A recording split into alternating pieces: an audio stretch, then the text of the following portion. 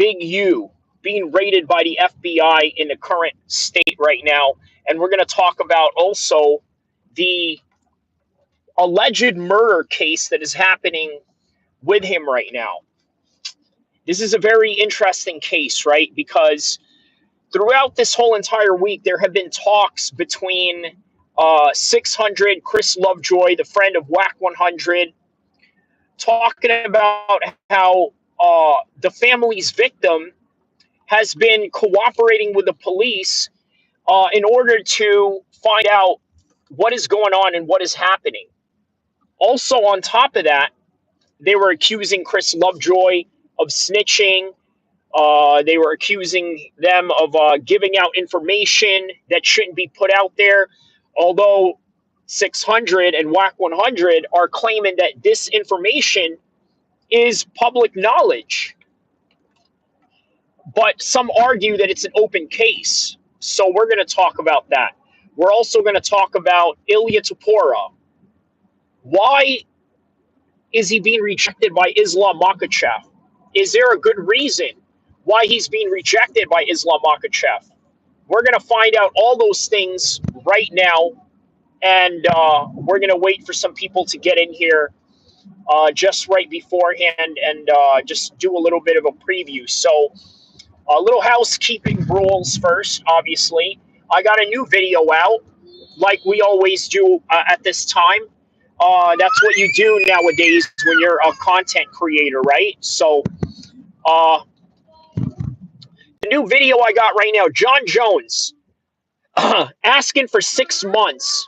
What's up? What's going on, Big Ink MMA? My man, the first one in here, and hopefully more to come. Very good, man. We're going to talk about some gangster stuff today, but we're also going to talk about some MMA stuff and everything in between, right? So, thoughts on Leon's staff elbow. Wow, I didn't know that. But I tell you what, I think that's going to be a big excuse because I did make a prediction yesterday in the live stream where I vehemently pick Sean Brady to win. And say hi, Moa. How you doing, Moa? Valerie, shout outs to you. And is it Valerie or Valeria? Okay, say hi to Moa. I'm not sure who Moa is, but shout outs to whoever that is, and shout outs to everyone around the world that is tapping in right now. So you guys got to excuse me. This is a little bit of an impromptu. I know I've been going live right around this time. Hello, Slushy Plays. That's what's up. My bestie. Oh, okay. Is that your bestie? Okay, that's what's up.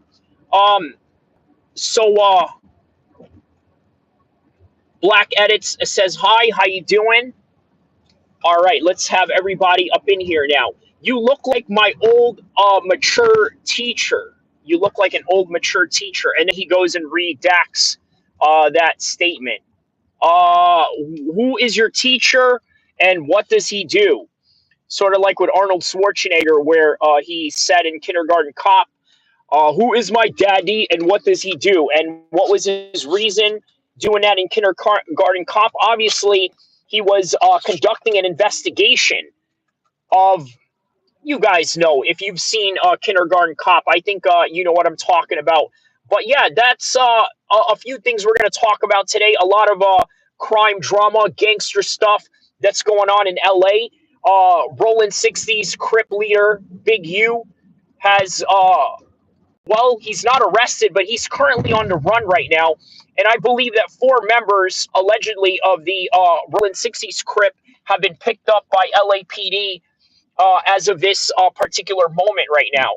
So a very unfortunate incident, obviously, but if you're in the streets and this is what you do, this just comes with the territory. Now, you got to understand, right? It's one thing if LAPD or a regular police department raids you. That's one thing. But it's another thing if the feds raid you because guess what? The feds win their cases 96% of the time. 96% conviction rate. I tell you what, uh, big up Puff Daddy. Jigsaw, are you a big are you a P Diddy fan? And if so, let me know why. I mean, I'm more of a Suge Knight fan, but that's probably because I'm in the West Coast, and and that's that, right? So yeah, I think I'm more of a Suge Knight fan. And you know what?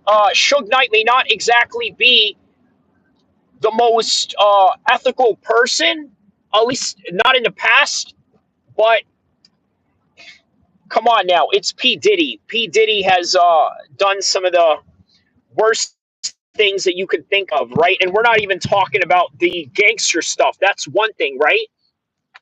We're talking about a guy that I don't know, man. He's on to something. But yeah, BG Newman, let me know what you were saying in your comments earlier that you redacted. I think you said something along the lines that I look like one of your mature teachers or something to that extent. But yeah, let me know. I'm curious to see what you were talking about in that regard. But so there's a murder case going on with Big U right now. Did P Diddy stitch up Biggie? Did P Diddy stitch up Biggie? You know what? That's a common conspiracy theory, right? I don't think so. And the reason why I don't think so is why would you hurt somebody that helps make you money? Why would you hurt an asset to your company? Why would you do that? So that's why I never really fell into that whole idea of, oh, you know what? He was set up by P. Diddy. And the same thing goes with Suge Knight when they say that Suge Knight tried to set up Tupac. I was like, how? Again, this is just one of those things where, because P. Diddy got huge after. Well, he got huge after because he had to pick up the pieces. He had to be the artist and the producer at the same time. You see, Biggie was one of his biggest acts in his label. So he had to compensate for that. Well, first off, he started off doing a tribute song, which is the Sting sample, I'll Be Missing You. And right after he made that hit, he just went on to make more hits. And then Can't Nobody Hold Me Down came out, all about the Benjamins that he did with the Locks. And then he also did one with what else? Well, it was Jennifer Lopez in the video, but it wasn't necessarily her in the song. Yeah, I've been around the world, right? So he got huge by coincidence, and I don't think he even planned on being a huge producer. Although Suge Knight does say something to the effect of, hey, if you want to be an artist, be an artist. You don't want the producers all up in the videos dancing. So Jigsaw says, great explanation, brother. Yeah, seems like the most plausible reason right now. Again, I don't pretend to know everything, but it is a great place to start because of that, right? I mean, it's the most plausible information you have in front of you. So now, going back to this Big U guy, for those of you that are fight fans that are not in tune with the world of hip hop or the world of gangsters and thugs and things of that nature, let me just put this in context of who this man is.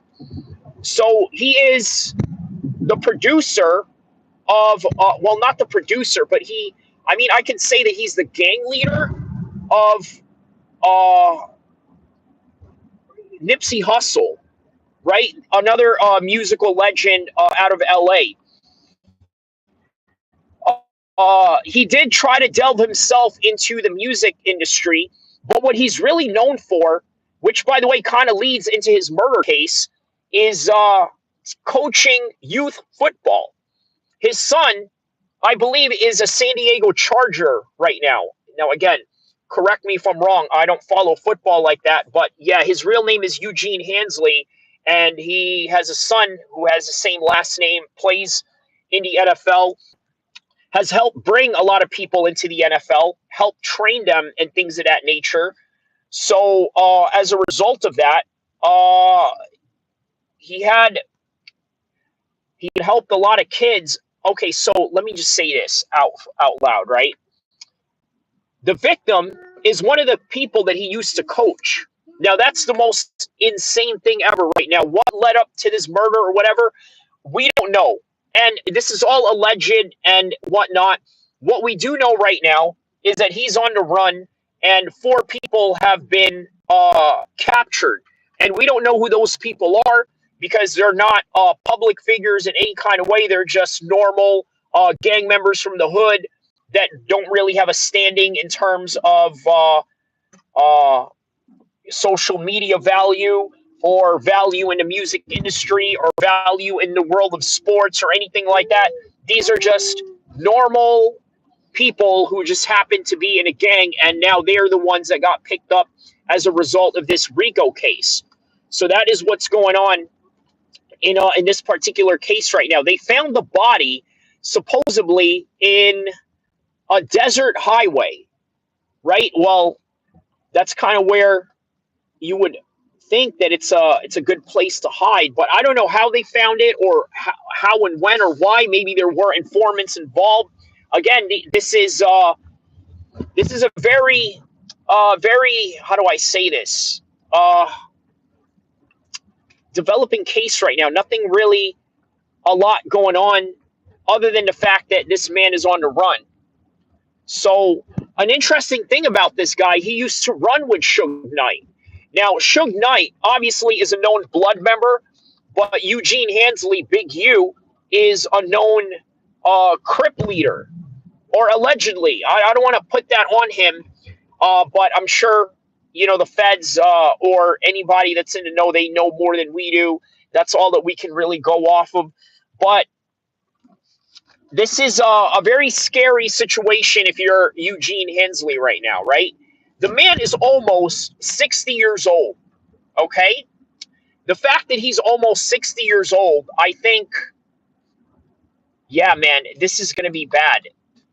Because if he goes to prison this time, that's literally life. Even though it doesn't have to be life necessarily, it could be life just in and of itself, meaning that he's going to serve the rest of his life in prison. So, in other words, 60 years old, let's say you're 80 years old, let's say you're 70 years old, you don't really have much left. Unless, of course, you get out when you're 60 or 80 and you're still alive. I mean, that's a stretch. We never know, right? So, one thing one thing that I take from this whole entire situation, right? Uh, this is very common. What do I mean by common? I mean that, okay, there's the Olympics going on in 2028. What do you think they're trying to do right now? They're trying to clean up the streets in order to attract a worldwide audience. Because you got to remember, if the Olympics are coming to Los Angeles, there's a lot of people that could be uh, in danger, at least in the eyes of law enforcement. They think that perhaps maybe the gangs out here will be a problem for the guests, will be a problem for the athletes. And here's another thing you got to understand about gangs in Los Angeles, right?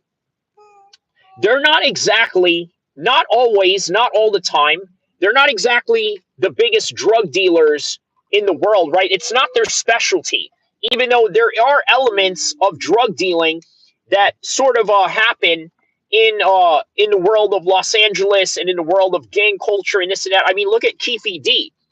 Keefe D, the guy who allegedly shot Tupac along with his nephew Orlando Anderson, he was a known meth dealer during his time of when he was the leader of the Southside Crips, the gang that was in conflict or ops with the Piru Bloods, which is who Suge Knight and later on Tupac was affiliated with. So that's something to be said right there, right? He was a known crack dealer at the time, and the famous LAPD officer who was in charge of the case with Biggie and in charge of the case with Tupac, Craig Caden. He said something to the effect that if Keefe D was a drug dealer today, he would be dealing with fentanyl. And I said, wow, man, you know what? That is a stretch to throw on him. A real big stretch. But you know what? Guess what Eugene is also going down for right now? He's also going down for fentanyl. Think about that. He's also being accused of dealing fentanyl, and that's a very serious crime. So keep that in mind. Very serious crime. Okay? So he's going down for that, allegedly. He's going down for murder, allegedly. He's going down for extortion and racketeering and basically intimidating local businesses around him. And now, again, this right here is it's standard business, okay? Very standard business in terms of what gangs do. That's just what they do. Since the days of the mafia, what they did was coerce people into intimidation and then offer protection at the same time. So this is how they work. This is what they do, and this is not anything groundbreaking, or I'm not giving away any secrets or anything like that. This is just really the reality of the situation at hand. Now, here's something you guys have to understand, okay? I think that this does not look good for him whatsoever, Big U. It doesn't look good. It doesn't look good because what did I say early in the stream? The feds have a 96% chance of conviction. I'll tell you, there was a time where, well, I don't know if I should say this. I don't know if I should say this.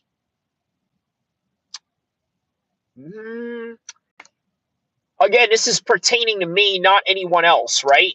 But, well, all right, let me just say this, right? If you're a real one, if you're a real G, if you're really about your stuff, at some point, you're going to have the feds look at you. Okay, now what exactly was it that I was being looked at?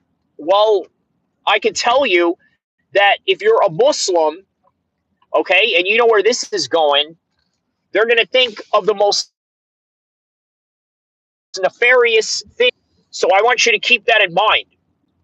Funny enough, Eugene, Big U, is also a Muslim. Who you got, Bilal versus JDM? That's a very good question. And why I say that's a very good question is because you would think that I would go for Bilal Muhammad straight away, right? I'm trying to answer it like I'm not a Bilal Muhammad fan or I'm not a pro-Muslim guy. So I will say that Bilal Muhammad has great wrestling, and JDM, he's got okay wrestling, but wrestling is not his specialty. So by that calculation alone, I'm going to have to go with Bilal Muhammad. I think Bilal Muhammad has the wrestling pedigree to put him down, to take him down over and over and over again. And once again, I think Bilal Muhammad could potentially walk out with a 5-round decision. Now, is that groundbreaking to say that Bilal Muhammad is going to win by groundbreaking decision? No. Big Ink says, I like JDM. My problem is his grappling defense. Burns did almost beat him. He did. And 5 rounds, he hasn't been tested. Yeah, he's not a very tested fighter, is he? That's what's really interesting about this. And if anybody knows in the chat, let me know how this guy got this title shot. I just don't understand what he did to get this title shot. I mean, is Gilbert Burns a guy that is a measuring stick? Because, look, when Khamzat beat Gilbert Burns, they didn't give him a 170 title shot. And that was at the time where Khamzat was concentrating at 170, whereas right now, in contrast, he's concentrated towards 185. Okay? Ian Gary should have got it over JDM.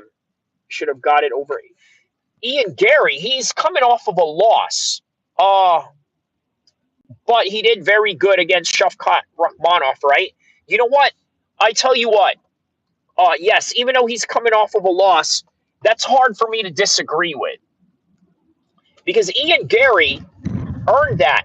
It's one of those situations where a loss can actually be worthy of a title shot. One example of that is against Nick Diaz, against Carlos Condit. Now, why was that significant? You see, George St. Pierre was supposed to fight Nick Diaz. That was when they brought him over to Strikeforce, when they had bought Strikeforce and they said, you know what, we're going to unify the belts, we're going to unify the championships. George St. Pierre was not able to be part of that, I think, due to an injury. So they had to make an interim title against Carlos Condit. In turn, eventually Carlos Condit got the shot, but also did Nick Diaz coming off of a loss. How about that? He was coming off of a loss and he got the title shot. But that was by the choice of George St. Pierre. You see, at that point, George St. Pierre was already a title defense champion multiple times, over and over again. So in a way, he almost sort of earned his position to choose who he wants to fight. And he decided, you know what, I want to fight Nick Diaz over Carlos Condit. Eventually, he fought Carlos Condit as well. I mean, GSP fought everybody in his division and in his weight class and in his era. Because if you guys remember anything about that era, I mean, look, people tend to forget it was a very stacked 170 division, but it's hard for you to see that when George St. Pierre was the dominant guy in that division. Now, right now, same thing with 185. You see that 185 is a very stacked division as well, right? But at some point, you didn't think that it was a stacked division because Izzy was ruling the weight class, so therefore you just thought that this weight class is weak. And by the way, I have a video on that in this video section of my channel called 185, the most stacked division. This was made during the time when Izzy was champion. And if you look at the comment section below that, many people were saying something to the effect of, hey, you know what? You're wrong. It's not a stacked division. But lo and behold, you look at the 185 division right now, anybody can win that at any given time, even Fluffy. Shout outs to Fluffy, by the way, a guy who I shared a card with back in 2012 in the Reno regional scenes. So, yeah. Carlos Condit was great at his time. Yes, exactly. And point proven to what I was saying when the 170 division at the time was at its most stacked, right? But I tell you what, Bilal Muhammad, it pains me to say this because he's my fellow Muslim brother and my fellow Arab brother, but GSP, I think, would have done him in if GSP fought him. Now, obviously, this is a fantasy matchup. My opinion on that matter is subjective. There's no objective opinion behind that because there's no merit to really measuring the realities of that, especially if these two guys are in two different eras to which they will never fight each other. So, Colosseum says, how do you think JDM is going to do against Bilal? I think he's going to get out-wrestled. Easily, I think he's going to get out-wrestled. And I think the control time that Bilal Muhammad is going to have in this fight is going to be insane. In fact, I'm willing to bet that Bilal Muhammad shows new wrinkles to his game. And what I mean by new wrinkles, I'm talking about the vast improvement in his wrestling. Now, why do I say that? I'm saying vast improvement in his wrestling when he already has wrestling? Yes, because this is what I'm predicting for that fight. I think that he's going to beat a takedown record. He may probably get over 20 takedowns in this fight, and don't be surprised about that. JDM, very tough. So I also anticipate that he will rock Bilal Muhammad a few times. Bilal Muhammad's going to get hurt on the feet a few times. He's going to recover. But I think ultimately the wrestling is what is going to win for, uh, yeah, that's what's going to win for him is the wrestling. He's going to win in the wrestling department, and that's really all there is to it. Bilal Muhammad right now is the best 170 fighter, and he is the, well, a lot of people don't really rate him as somebody that is interesting or somebody that is exciting or anything like that. But you guys got to understand, this sport is not professional wrestling. You see, what many people don't understand when they say things like, well, I want Alex Pereira to win because I think he's good for the sport or this and that. You want to know what's good for the sport? Good fights, tough fights, and competitive fights. That is what's good for the sport. Everything else is just a matter of professional wrestling. Now, if you like all of that, and that's what you want to expect all the time to see the babyface favorite or the heel that has the most heat, then go watch professional wrestling. Because I don't think you're really going to get that in real fighting. What you're going to get in real fighting is sometimes you will have a few guys that are entertaining, also tough, but also have a very exciting style. But those guys are a minority, and there are very few people like that in the world. And what's an example of that? Did you know that the majority in the world are introverts? So this idea that you people have where you expect a fighter to have mic skills, where you expect the fighter to be at its most entertaining or this and that. I mean, look, that's going to be very hard to come by. Very few far and in between. Okay? That's why Conor McGregor is unique. That's why Israel Adesanya is unique. That's why even Khabib himself is unique. Because even though a lot of people sort of hinted of how boring he was early in his career, he developed into somebody with great mic skills. So, something to think about. Uh, who do you think is the biggest threat to Bilal? Um, Shavkat Rakhmonov right now is the biggest threat to Bilal. Also, if Khamzat Chimaev decides he wants to go down to 170, he's also a big threat to him. So also keep that in mind. All these guys, the Muslim fighters at the 170, they are all tough matchups for Bilal, and they are all nightmare matchups for Bilal, more importantly. So, yeah, let's try to keep that in mind. What else? What else do we have in mind right now? So, boxing news. Obviously, there is that May 2nd card going on in Times Square. They're going to have a fight in Times Square, in literally the middle of like New York, in the middle of a busy traffic area. Now, I think those fights are free because you're not allowed to sell tickets in an area like that, I suppose, right? So yeah, just something to keep in mind. Um, so that's interesting in and of itself. If you really think about it. Let's see what else. So okay, going back to this Big U situation, right? Like I said, this is just standard when it comes to situations like that. But I honestly think that he's going to have some serious problems getting out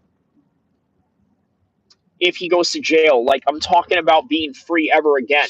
Like, this is one of those situations where perhaps he will never be free ever again in his whole entire life. And it's sad.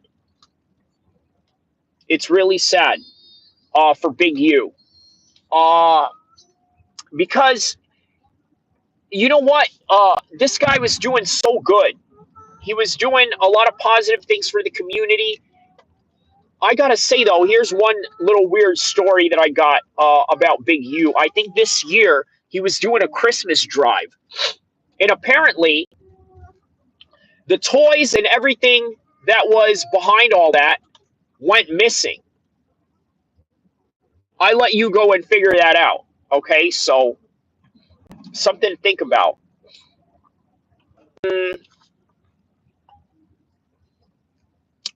what else is going on in the world of combat sports right now?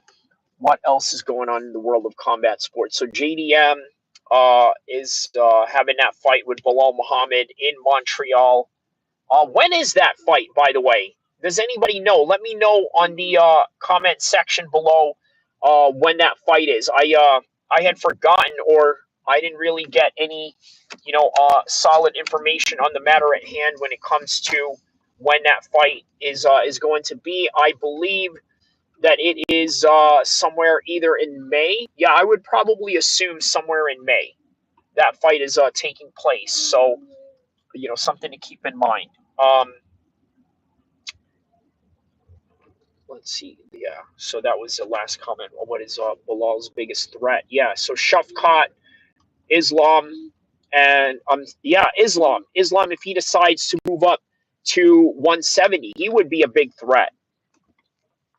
So overall, the only threats that come to Bilal Muhammad's way is, yeah, it is only Muslim guys. Come to think of it, there's nobody else that could really put it on him like that. Uh, okay, so well, going back to this Big U situation, okay, uh, I think that I think that many people who get older and don't really leave that gang life, I think they are susceptible to these types of situations. I've seen it over and over again with many of my homies, many of people that I've known in the past, and seeing it from a secondhand point of view, right? A lot of these guys, they'll go through a cycle of going in and out of jail. I've known many people like this in California. They constantly go in and out of jail, in and out of prison. Now, why does this happen? For multiple reasons. Because there's not a lot of opportunities out here. There's not a lot of ways to make income for some people. Uh, Times are hard, and they're going to have to find some different ways to make that money, whether it is through robbery, or whether it is through drug sales, or whether it is through home invasion. Whatever it is that they need to do, they're going to do it to make that money by means of survival. And sometimes they just do it because they want to look fly and they want to look good in front of everybody. So they need to buy a whole bunch of clothes as a result of that. So it's a cycle that constantly puts them in that revolving door. And you know what's crazy about it is that many people never really leave that cycle. It's either prison, and then they get released, and then it's prison again, and then they get released, it's prison again, and they get released. It's just on and on and on and ongoing, and it's nonstop. That's just the reality of many of these people's situations. Okay, so why does this happen? Well, the reason why it happens is because there's a lack of opportunities.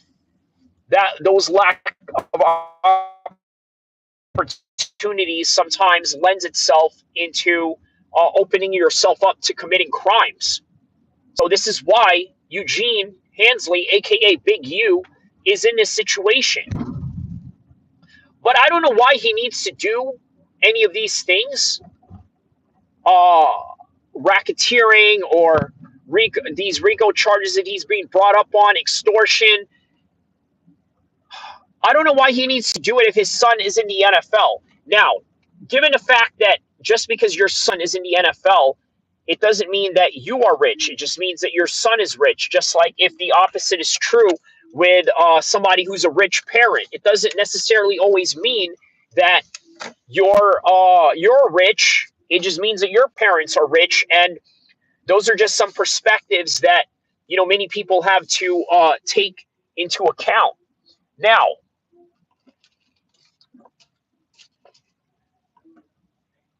I was telling you earlier that this is not the first time something like this had happened before,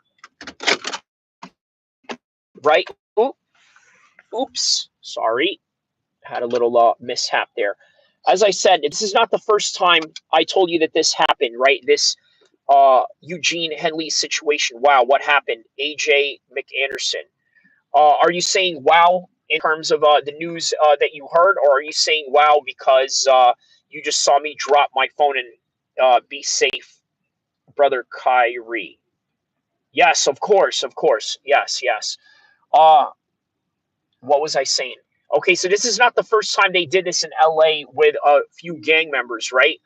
Now, the reason why they did this, I think, has something to do with the Olympics. Now, obviously, that's a given conspiracy theory. I know a lot of people will use that as a conspiracy, as to say, well, you know what, this is the reason why, because of X, Y, and Z. And sometimes, man, a lot of these guys are not taking accountability into the fact that, you know what, you did the crime.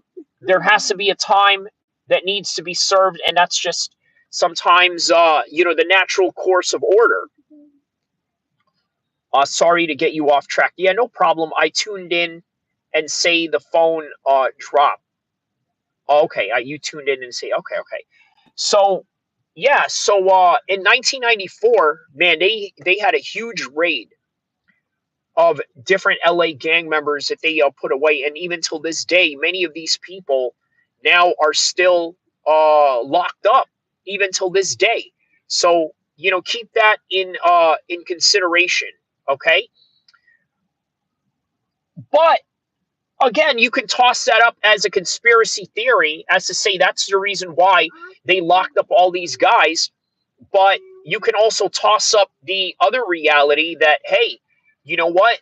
Sometimes it's just you play the game and the game ends up playing you, or you end up getting caught up in situations that you thought that you could get away with because you took the risk, and while taking that risk, this was the result that came up out of it. That's just what it is. Sometimes that's just really as simple as that. Sorry, I had to take my sunglasses off here. I was getting a little bit. Uh, you know how it is during Ramadan. You get sleepy. Your sleep schedule is a little bit different. It's a little bit off, and so yeah, so it's a little bit different in that regard. Okay, so that's why I was trying to cover my eyes and all that. But yeah, not. Uh, Big U is still at large right now. We don't know what's going to happen to him or what this is going to entail, but I can tell you that it's not good. It's not looking good for him. But then again, you never know. You don't know what kind of lawyers these people have. You don't know what kind of situation they are in terms of their resources that they can garner. But judging by the fact that his son is an NFL player, you know what? Maybe there's a chance that they can get himself a good lawyer.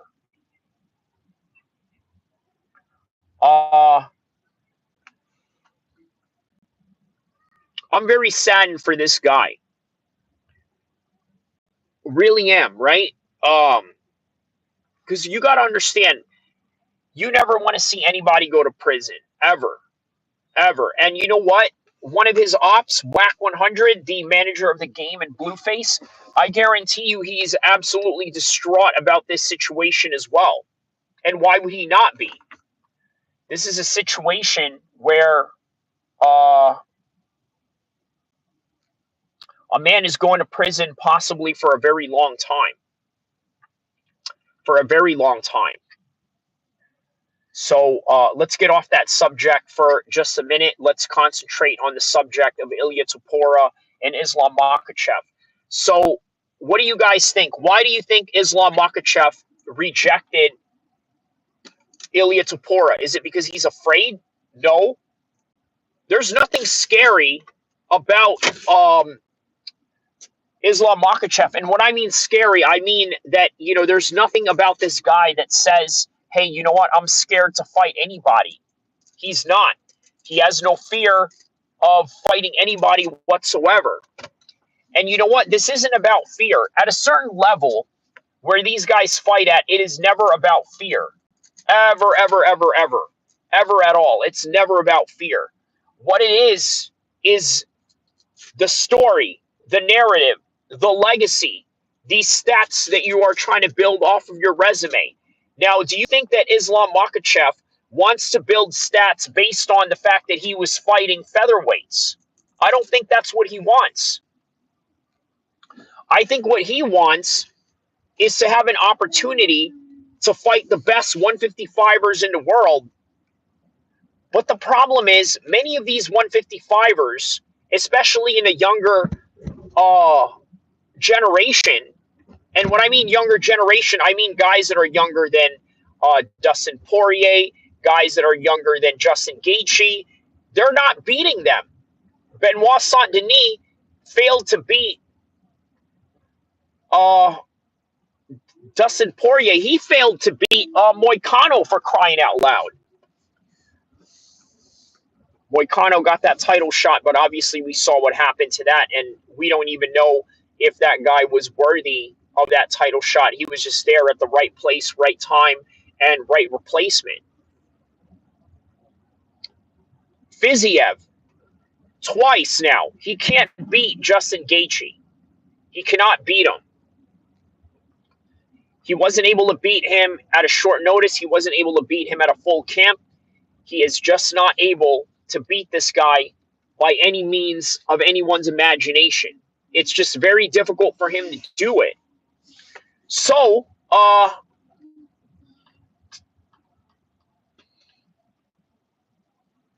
the 155 division, as a result of that, is in shambles.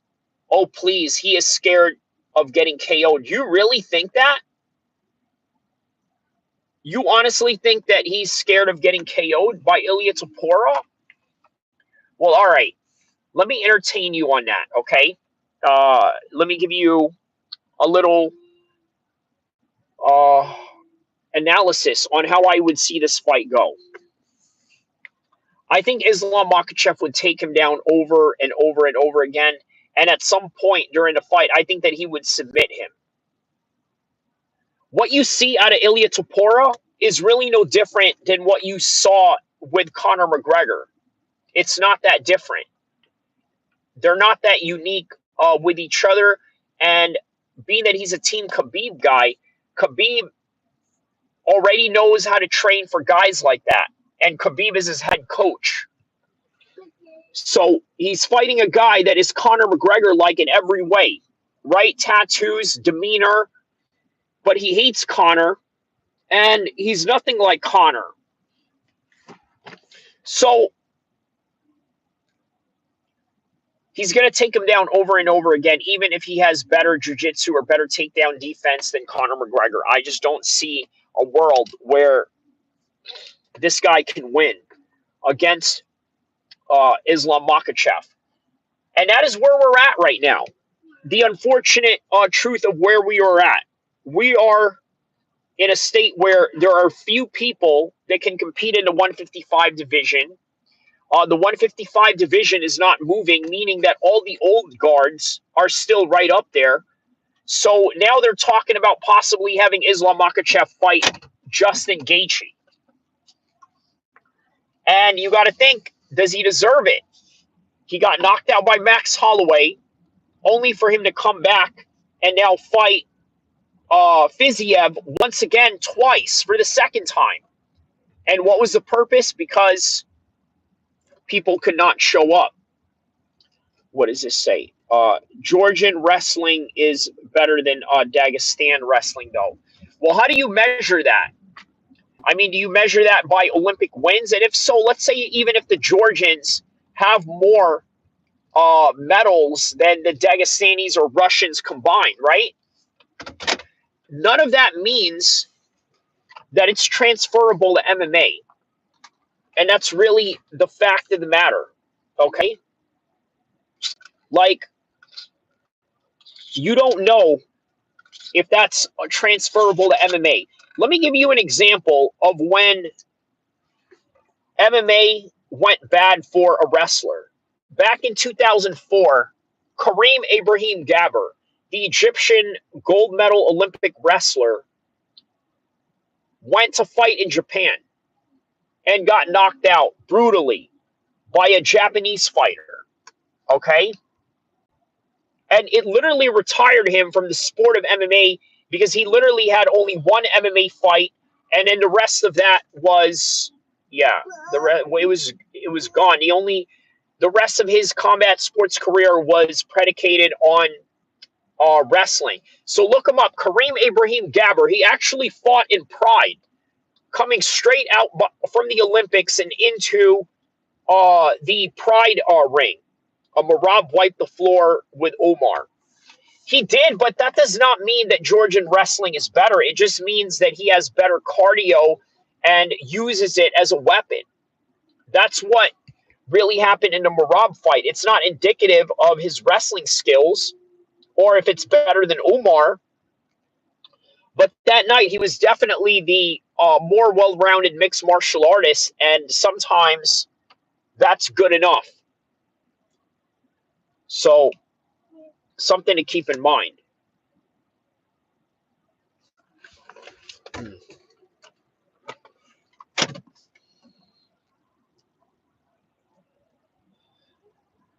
What else is going on in the world of combat sports? UFC London is going on this weekend.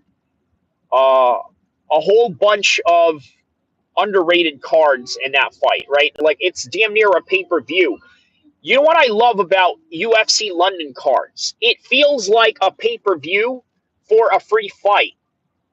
In fact, it's yeah, man, it's great. It's great having these types of cards, especially the London card. We went so far away from the pandemic where many of these fights were just contested in one place, one arena, and an empty crowd.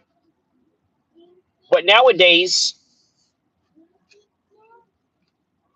5 years later, we've got we've got a good amount of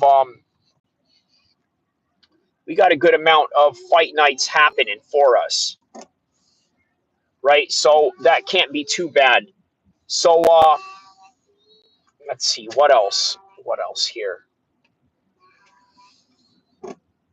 Yeah, man. There's going back to the Big U situation. There's not really a lot going on with that particular topic at hand. Right now, he's just on the run. The FBI was trying to come after him. He has charges of fentanyl attached to him. What did it say here? Imavov beats Roman. I agree. After Imavov's last performance, you can't deny him of that. You can't deny him of his performance in that regard. So it's hard to say that, yeah, you know what, you're not going to win, or this is impossible for you. Uh, but it's not. Imavov looked great, and Imavov looked great against Izzy. Now, look, I know that people want to diminish Imavov for that fight. I think that they should not, because you are widely mistaken if you think that you can just, yeah, you're wildly mistaken. Sorry, just having a little brain fog right now. As you guys know, I'm fasting for Ramadan right now, so I'm just trying to get my thoughts together in this. So I think I'm going to go about,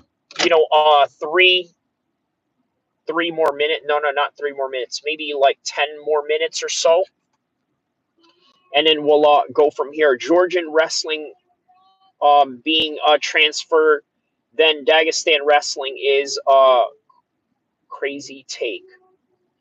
Georgian wrestling being better than Dagestan wrestling is a crazy take. Yeah, it is. It is a crazy take considering that we're talking about one fight, bro. One fight. Like, how do you determine by one fight that, hey, you know what? This guy right here or this group of people have better wrestling. Now, look, the Georgians, no lie, they constantly medal in the Olympics.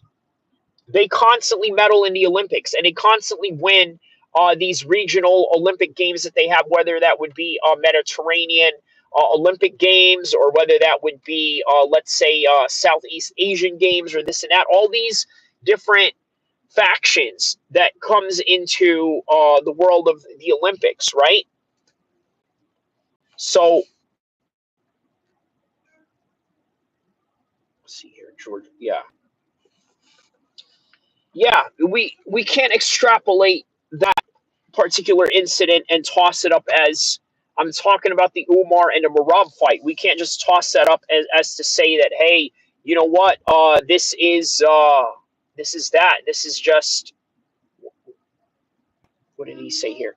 They always call you names, but they never try and disprove you. Ah, who calls me names? Are you talking about me, or are you talking about the fighters that we're talking about? Let me know what you mean by that in the comment section below. I'm curious to know. So we've got probably 9 more minutes before I get out of here. Any questions you guys want to ask? I'm getting a little bit sleepy. Had to go for a drive for a little bit to sort of like push down the tiredness, and I don't want to end up falling in the stream. I've seen people do that. It's quite hilarious. But nonetheless, some people actually go viral for it. Some people just, yeah. All right. So, what else is going on in the world of combat sports? John Jones refusing to fight. Yeah, what is this? Okay, that's the same comment. Yeah, John Jones is refusing to fight Tom Aspinall. There's no way around it. He is refusing to fight him. Just booked Tom versus Almeida. Uh, that's a good matchup? You know what? Because Almeida is quite well rounded, and he's also quite fast for a heavyweight. But Tom is bigger and faster, and maybe stronger at the same time. He would have problems. He would absolutely have problems. Jones won't take the fight. Uh, he I made a video on that. By the way, guys, check out my video on John Jones and why he wants to take 6 months. It's on my video section. What else should you look at? The Andrew Tate story that I just did, it is also uploaded on the same day.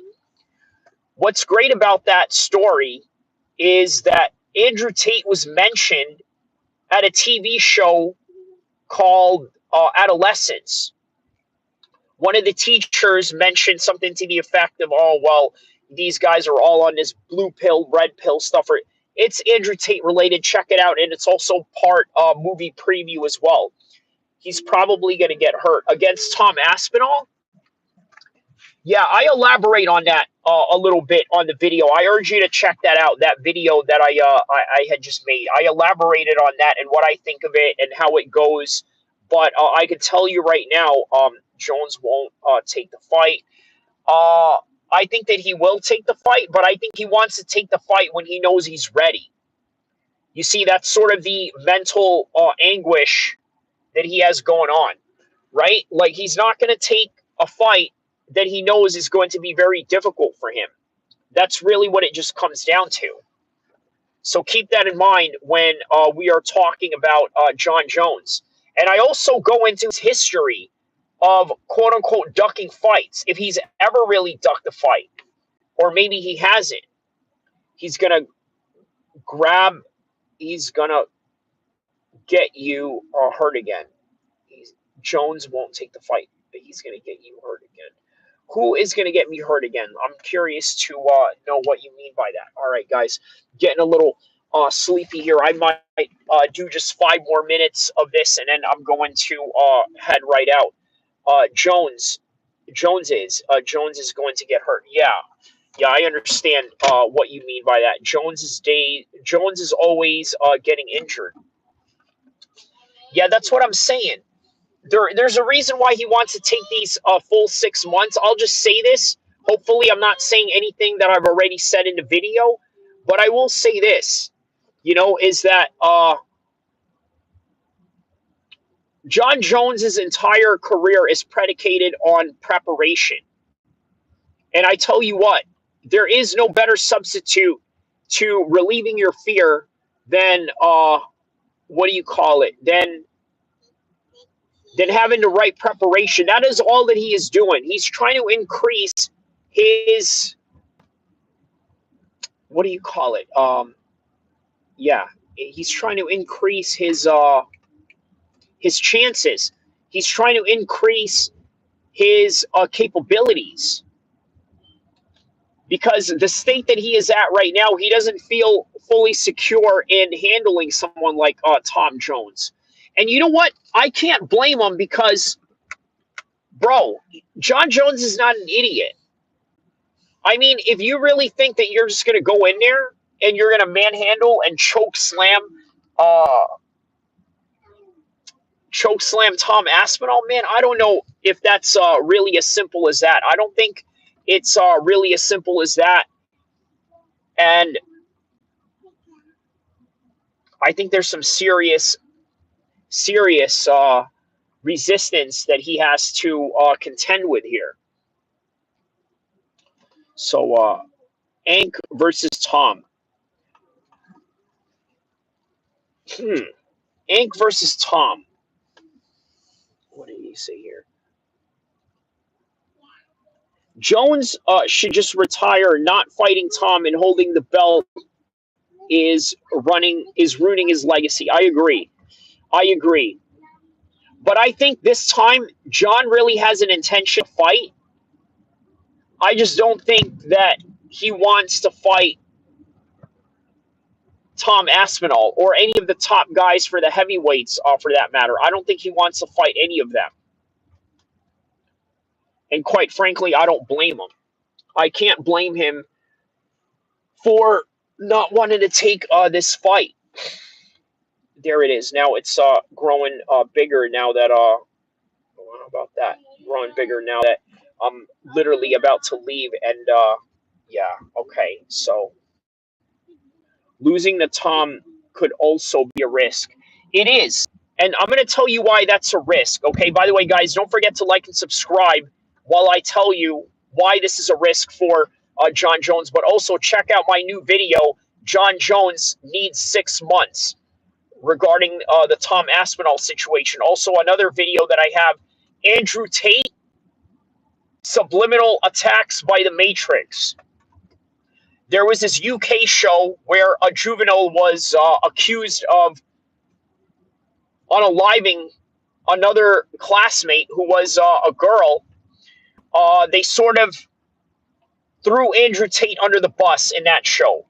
They said that, oh, well, these kids listen to Andrew Tate, and they said his name as exactly as what it is.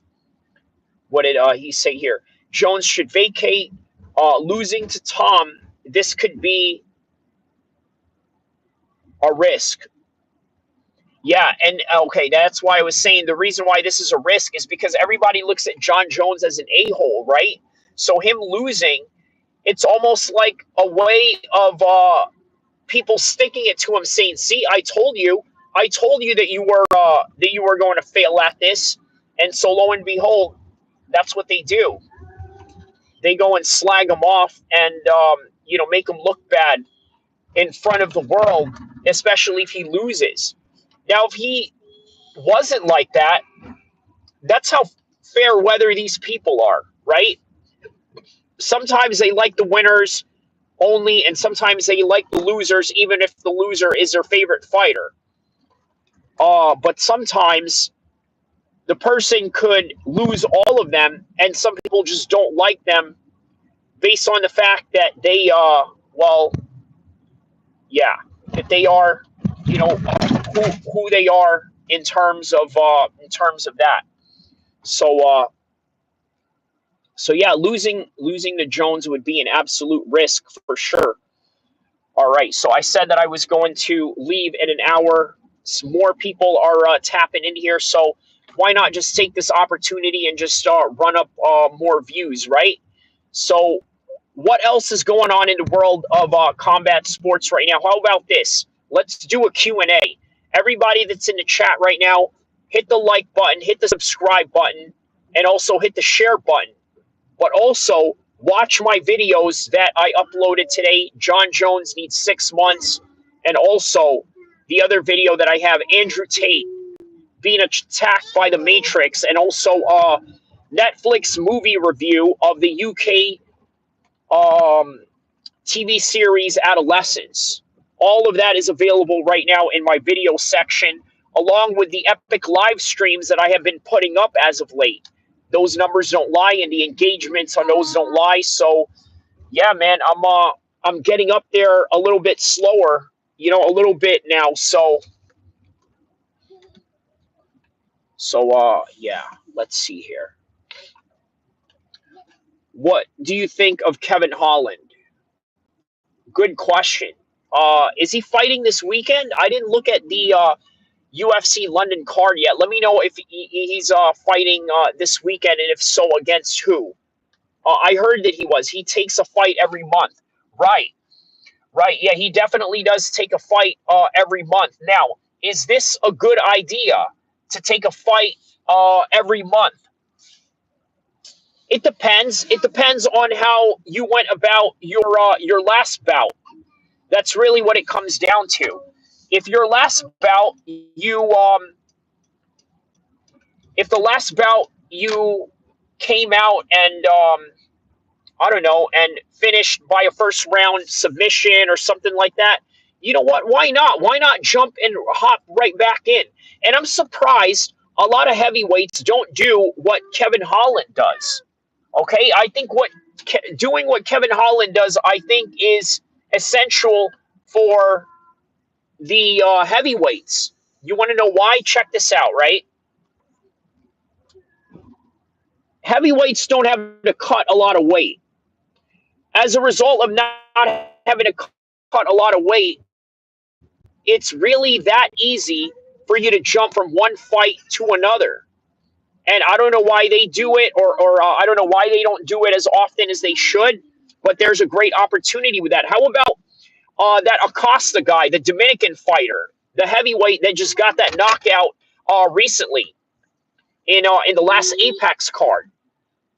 That was a pretty early fight. Why not just hop right back in, right? What does he say here? Holland is a 1-5 in his recent fights. He is. But you know what? A lot of that reason is because he takes the fights that a lot of people don't want to take. And I think the UFC excuses his losses because of it. So they are working on uh, discretion. To their discretion is how they are sort of doing this situation, right? They're looking at the fact that, okay, he's fighting world-class guys, and because he's fighting world-class guys, then they're going to have to compensate for him, right? How about the Khamzat fight? He wasn't supposed to fight Khamzat that night, but he ended up fighting him anyway, right? So I'm sure they compensated him for that. Even yeah, man, a lot of fights he takes that he shouldn't take, and you know what? They compensate him for it. As long as he wins some and doesn't lose at all, or even if he loses at all but only wins like a few, the UFC will still keep him. And that's literally the career trajectory of that's his career trajectory. So what else? What else can we talk about in this week of combat sports? I may do. I don't want to say I don't want to say that out loud because I don't know if I'm going to do that. But yeah, UFC London is this week. So a lot of good fights in that card, right? Worth taking a look at for sure. Worth taking a look at what kind of fights there are. Hold on, let me see if I can. Let's talk about UFC London. Okay, let me see the card right now. Okay, I'm looking at the card right now while I'm switching from the YouTube on my phone and into the cards that is going on this week. So who do you have to win? I said with the Bilal Muhammad fight, I'm going to go. I'm sorry, with the Sean Brady and the Leon Edwards fight, I'm going to go with Sean Brady. I did mention this yesterday, and I didn't mention why. The reason why I'm going to go with him is because I just think that he has his number. I really do. I think he has his number, and I think that he's going to out-grapple him. And grappling hasn't really been his strongest suit. Who do you have winning the co-main event? Let me take a look at with Jan Blachowicz on that one. You want to know why? Think of it like this: who is the best 205er right now? Is it Alex Pereira? No, obviously, because we've seen Ankalaev do a number on him. So as a result, I don't know if it's appropriate to say that that Alex Pereira is the best 205er right now. But Ankalaev is definitely the best 205er, and guess what? Because of that, he was able to beat him.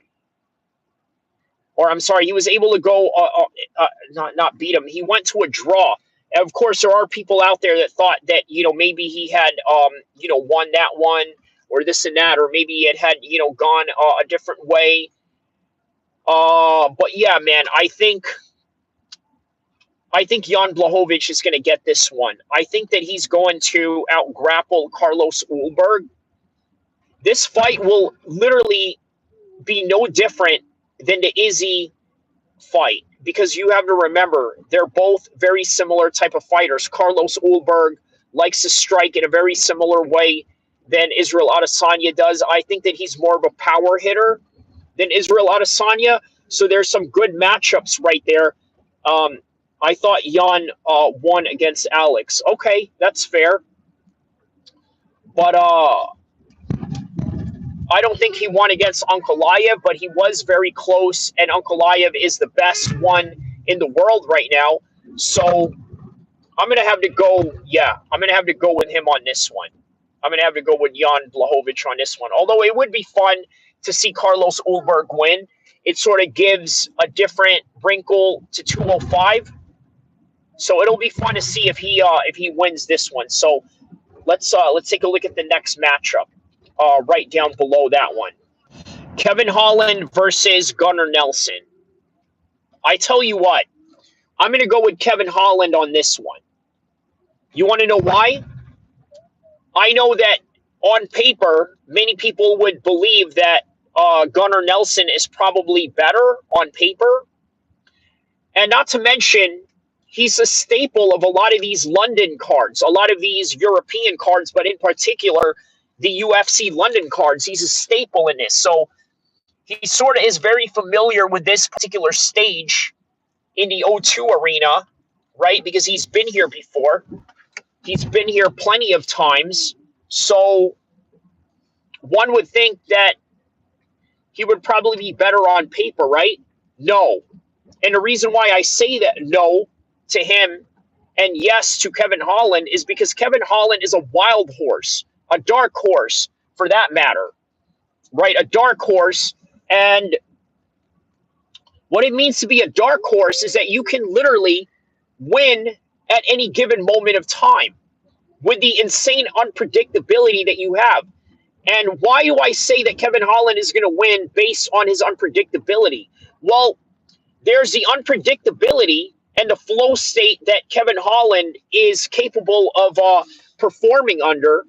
But there's also this aspect of Gunnar Nelson getting older, which only, I think, lends itself a lot more positive outcomes for Kevin Holland.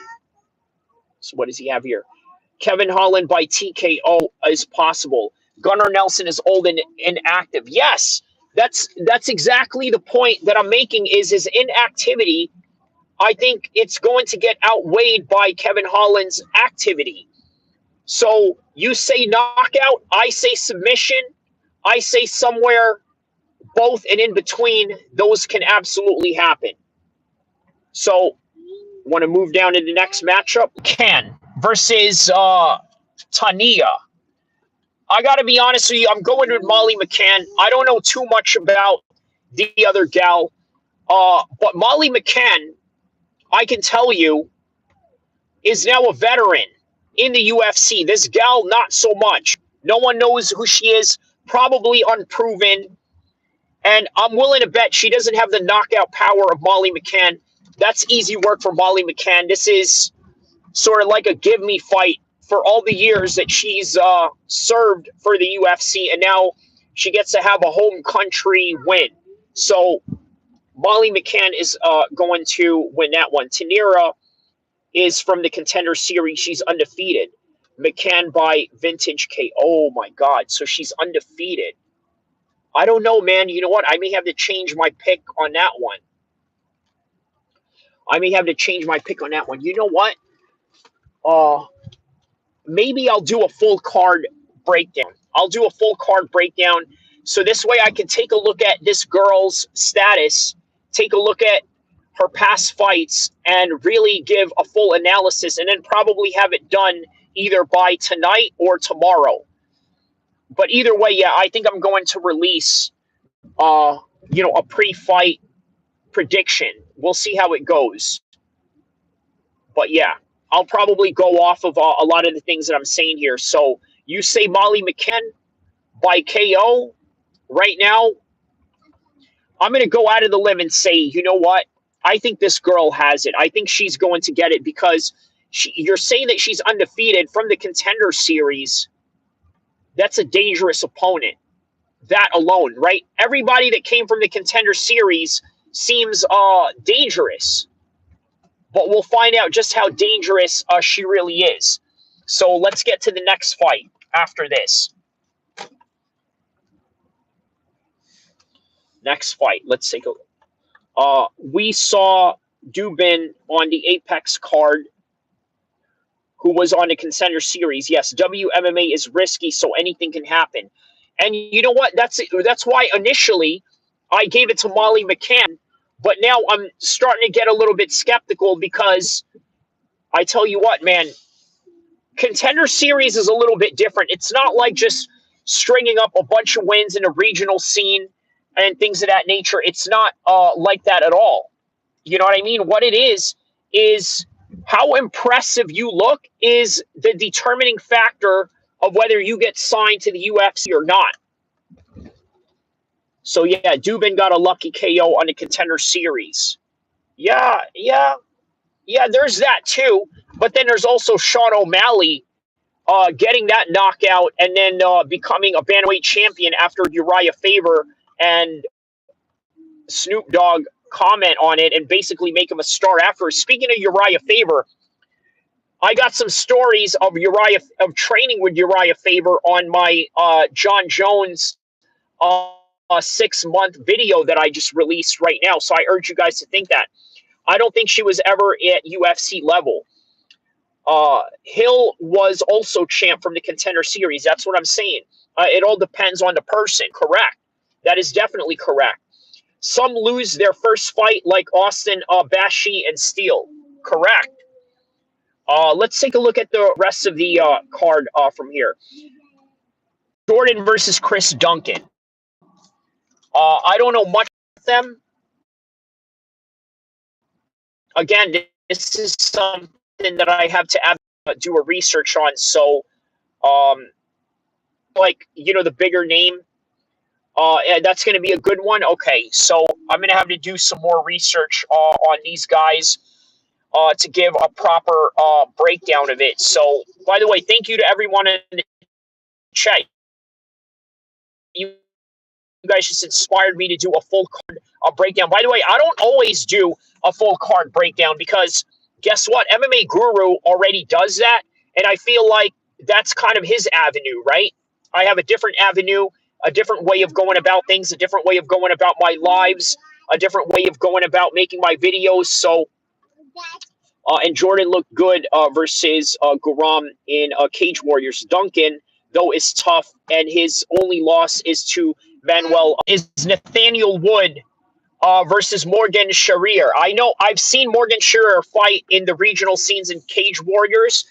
I remember that they really took him to bring him back into the UFC. He's had a few title fights in Cage Warriors. He kind of went back and forth of whether he was going to be a defending champion there or whether he was going to transition to UFC. Eventually, he transitioned into the UFC as soon as he won his title. So Morgan Sharir is one of my favorites on the come up. He is, yeah, definitely is. He gets a nice KO. I think so too. I think I'm going to go with a KO on this one. I know that Nathaniel Wood is coming off of a win. I believe it was a decision, and then before that, I believe he lost to Naimov. So Morgan Sharir, he's got a lot of that Cage Warriors experience, right? And just like the Contender Series, just like back in the days where they had King of the Cage, where Uriah Faber fought in, and many other Northern California guys that have been out here have fought in that. I mean, there's just certain organizations where you look at it and say, all right, this guy fought here. I think when he goes and fights in the UFC, this is going to give him some good positive, some good positive experience to move to the next level. So I'm going to have to go with him on that one as well. Okay, so after Sharir and Nathaniel Wood fight, let's see what is next. Jai Herbert versus Chris Padilla. Here's another London staple, right? There's always certain guys that you see fight in London cards all the time. It's either always Molly McCann. Again, I mentioned what's his name, Gunnar Nelson. Back in the days, it was what's his name. He was born in Sacramento here. What was that light heavyweight name?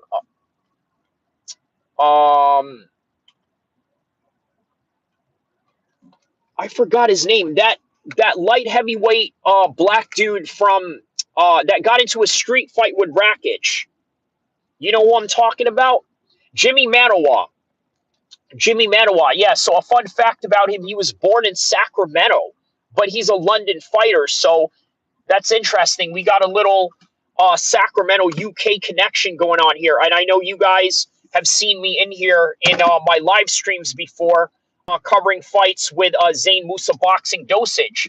You know, he comes and covers, the MMA fights with me as well. He's now becoming more of, he's more of a boxing guy and always will be. But, he's taken over the years, a couple of years now, has taken a huge appreciation of MMA, especially doing these long live streams with me, right? He was also featured on the Bilal Muhammad Leon Edwards card that me and him did together. So, and then here's Leon Edwards coming back after that one. So yes, Jimmy Manawa. Okay, so back to the that fight that we're talking about, right? Jai Herbert versus Chris Padilla. Yeah, I think this is Jai Herbert's fight to win. I know that there were a few times where I believe there were a couple of London cards where all the English guys won except for Jai Herbert, right? And I think that's just a sacrifice that, they had to put on Jai Herbert. But this time I think they're going to give him an easy win against Chris Padilla. I'm going with Jai Herbert on this one by unanimous decision. Let me know on the comment section. Sorry, had a little phone dropping incident there. Had to, yeah. Okay, so yeah, I'm going with the Black Country Banger on this one. Interesting name he's got going on, right? The Black Country Banger, Jai Herbert. That's an interesting name, the Black Country Banger. But okay, next one. The next fight we got after Jai versus Dos Santos. Again, I don't know too much about them either. I'm going to have to do some more research on that fight. But you guys let me know in the comment section below who you think is going to win that one. And then the next fight after that one, you know what? I'll go with Kavanaugh on that one, right? Because I'm assuming Kavanaugh is probably the favorite fighter, just based on the fact that he's the home fighter, right? So I'm going to probably go with Kavanaugh on that one, just that alone. But yeah, more of a full depth analysis on that one as time goes on. So hold on just a second. Let me take a look at who else is in the card. Now, this one I'm very interested in right now. Myson Tybura taking on Mick Parkin. Mick Parkin, undefeated heavyweight, training partner of Tom Aspinall. How does this one go? Well, we've seen Myson Tybura get packed out by Tom Aspinall, right? He got packed out. He lost that fight convincingly. Now, will Mick Parkin do anything different or the same? The way that I look at Mick Parkin, he's very slow in the way that he fights, but very technical. I will not be surprised if he takes this to a decision because Tom Aspinall has trained for him, and he's trained alongside Tom Aspinall to get ready for Myson Tybura. I got Mick Parkin by decision. Yeah, that's exactly what I'm saying. I'm with you on that. I think I'm going to give him the decision on that one. Mick Parkin gets leg kicks for the decision. Yeah, he's got good leg kicks. He's got good jabs. I think that he's going to maintain fighting in that particular direction. So, yeah, we'll go with him on that one. Mick Parkin. Mick Parkin is really good. Very technical for a heavyweight, and he's a training partner of the best heavyweight in the world right now. So, moving on to the next one. Andre Puliev. I don't know much about him, but I know a lot about Christian Duncan Leroy. I love the way that he stance switches. I love the way that he fights in a very elusive manner. I think that he's going to get a decision on this one as well. Again, a lot of these fights are for many of these English guys to win. So we'll move on to the next one, the next fight on the card right now. We're going to move on to the next one right now. Against Puja, I'm going to have to go with Shauna Bannon on this one. Puliev is a 9-2 contender series guy. Okay, so probably something worth taking a look at in the future, right? You know, I'm going to do, again, a full depth analysis on that particular matter. And again, a contender series guy, so something to look forward to. Puliev looked very good on the contender series. But yeah, man, there's contender series, but then there is, what do you call it? There is Cage Warriors, which I would say is much tougher competition than contender series. Although contender series, it's a toss-up, right? You never know. But I will take a look at his contender series fight and see how that one goes.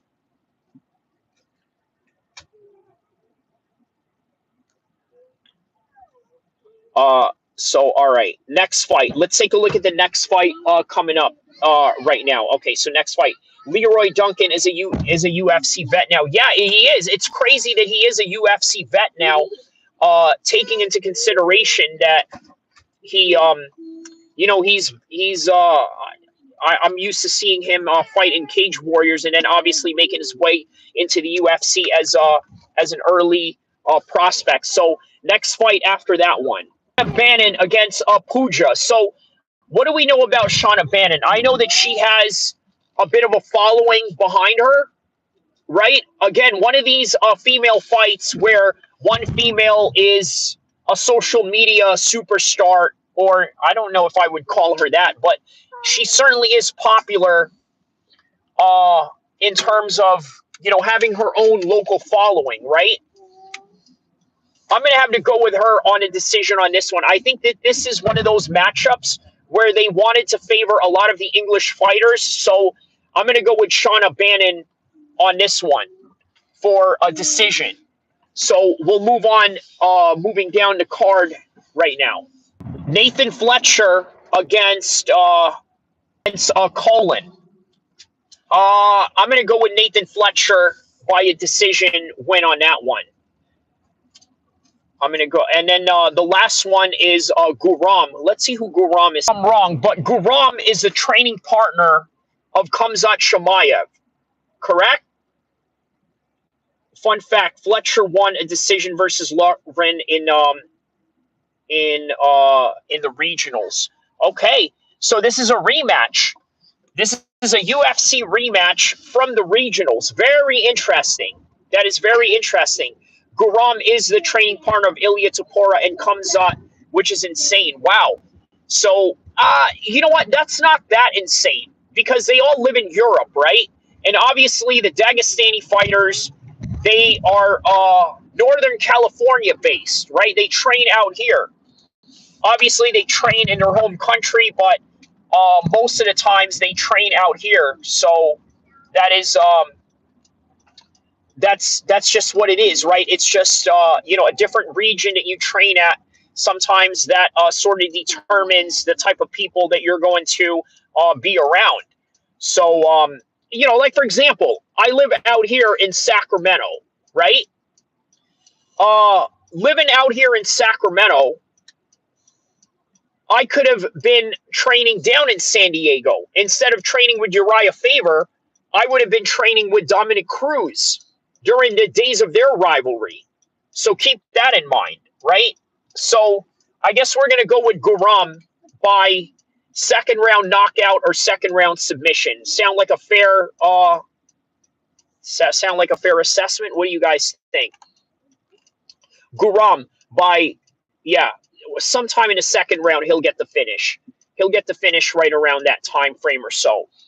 But yeah, man. So right now, you know what? We'll go on overtime right now. We'll talk about just some random things. What is going on with the UFC? We'll run the clock up a little bit and just continue this good thing that we got going on here. I guess I'll continue this until I reach my home. And yeah, so that's what we'll do. You guys are just gonna drive home with me, and that's how we're gonna do it. We're gonna drive it home. So yeah, that is interesting. He is the training partner of Ilya Tapora and Kamzat. A very interesting combination, but again, not really that unusual. If you want to train with the best guys in your region, that just happens to be the guys that is available to him. Now, speaking of which, that so-called training partner of Ilya Tapora, I think that guy was Dagestani, and I think that Islam Makhachev is sort of trolling you guys. And on top of that, Islam Makhachev really doesn't have any intention of fighting. Yeah, he's not interested in fighting him in any regard. And we've talked about that earlier. Why? He wants to have a situation where he's fighting real 155ers, but the problem is there's no up and coming 155ers. You see, Saint Denis is not on a hot streak. Fiziev just lost twice to the same guy. Maybe Max Holloway, but then again, that's the same trajectory that you are taking when you are fighting a former featherweight going up to 155. But again, a lot of these former 145ers are becoming 155ers anyway. Connor, Dustin Poirier. You know who else was a 145er even at his tall height? Dan Hooker. Who else was a former 145er that became a 155er? Moicano. The list goes on and on. It's just what do you call it? A gateway for 155, and then eventually guys move up a weight class because because they become, I don't know, they get older, they become bigger, they put on a little bit more muscle. So that's really what it is.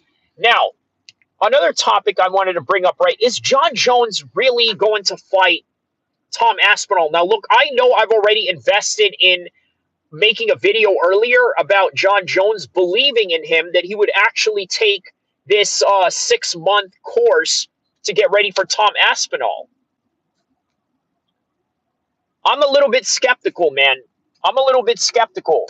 But at the same time, if, what do you call it? If, let's say, if he really was going to duck him and had the intentions of vacating at some point, don't you think that John Jones would have done it already?